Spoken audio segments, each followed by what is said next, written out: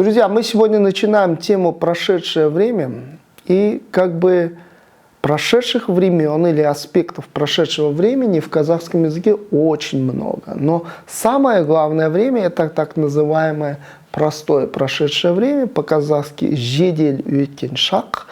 И оно как бы используется в большинстве случаев носителями языка. Вот его как раз-таки мы и будем проходить.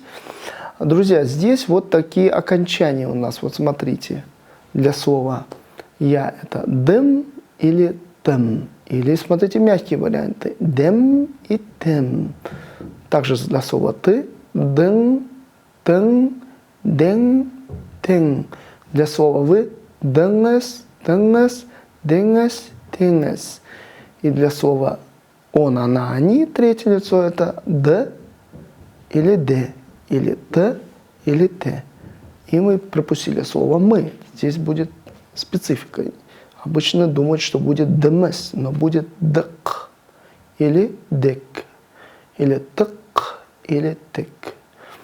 И нам всего лишь надо просто теперь от глагола убрать букву «у».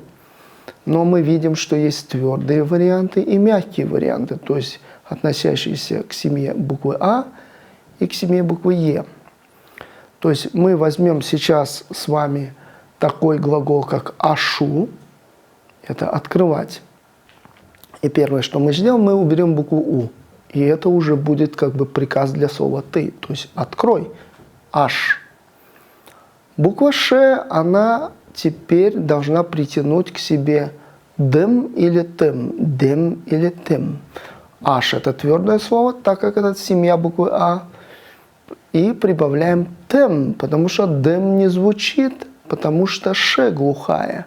Ну, посмотрите сами. «Аш-дем» тяжело, «аш-тем» легко звучит.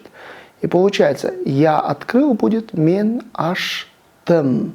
Теперь ты открыл «сен аш-тен». Теперь вы «сес аш-тен-эс». Мы открыли «без аш-так». И он открыл «ол аш-т». Теперь возьмем мягкий глагол, и опять, чтобы «ш» было в конце, то есть глухая согласная, это глагол «эщу». «Эщу» – это глагол «пить». Уберем букву «у», получится «эщ», то есть «пей». И давайте посмотрим, теперь мы прибавим мягкие варианты, то есть либо «дем», либо «тем» в случае слова «я». То есть «я пил», «я выпил», «мен эштем». Но не «дем», потому что, смотрите, тяжело звучит. «Эшдем» – тяжело. «Эштем». И далее мы приведем варианты, где лучше употреблять букву «т», а где «д». Дальше, друзья. И теперь давайте дальше. Ты выпил «эштен», вы выпили «эштенес», мы выпили «эштек», и он выпил «ол эште».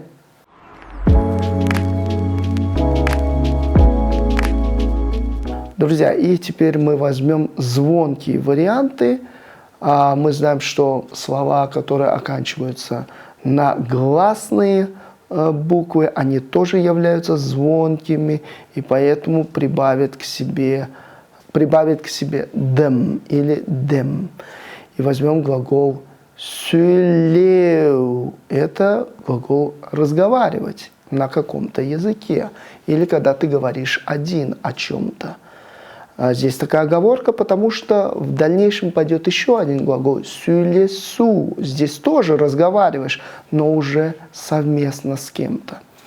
И берем глагол «сюлеу», убираем «у», у нас образуется «сюле». Добавляем «дем» мягкий. «Мен сюледем». Я разговаривал. Ты разговаривал. «Сен сюледен». Вы разговаривали. «Сіз сөйледіңіз». Мы разговаривали «без сөйледік». И он разговаривал «ол сөйледі».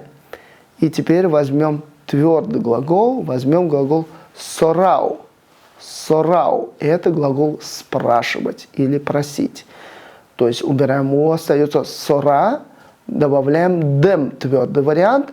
«Мен сорадым» – я спросил. Ты спросил «сен сорадың», Вы спросили «Сіз сорадыңыз?» Мы спросили «Біз сорадық?» И он спросил «Ол сорады». Друзья, на этом мы оканчиваем тему «Прошедшее время в положительной степени». Увидимся в следующий раз.